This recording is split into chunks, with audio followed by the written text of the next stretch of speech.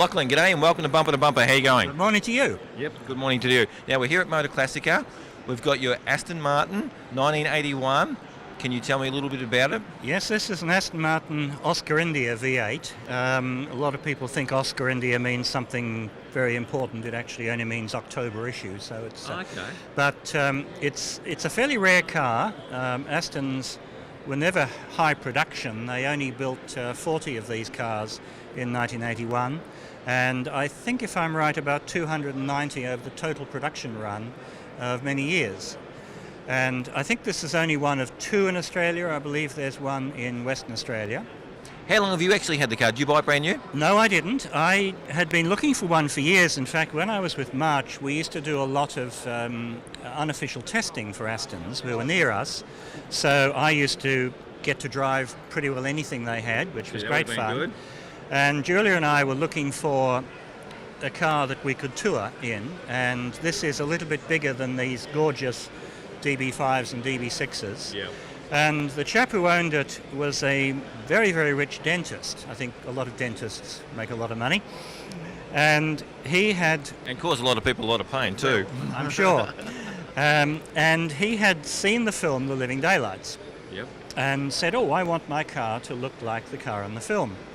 So he sent it back to Aston's and Aston Engineering and said, I want a complete body off rebuild, new glass, new chrome, can you believe it, new paint, engine upgraded beyond vantage spec, Harvey Bailey handling kit, lowered suspension, you name it. We think he spent over somewhere between 80 and 90,000 pounds on the car. That's going back a few years. In 1995. So in Australian dollar terms?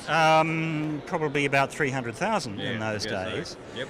And bearing in mind that when this car first came out in 81, it cost more than two small houses in England. Yeah.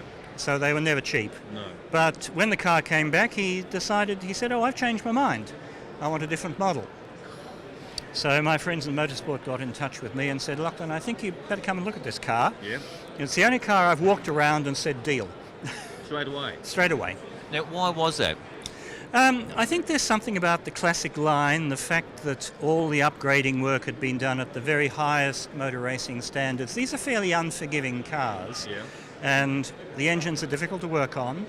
If you make a mistake, it can be very expensive. If you don't set up the suspension correctly, they can be quite dangerous to drive. Yes. And this had been set up beautifully, painted beautifully, and I'm afraid you just fall in love with these things. The trouble was then that my wife said that all my cars were too big. So I said, all right, I'll build you the world's fastest Fiat Abarth, and that can be your Aston Martin. So we spent a year designing it and a year building it with Tony Castle-Miller, who's the British champion for this class. Right. And it's made to look exactly the same colour and the same trim.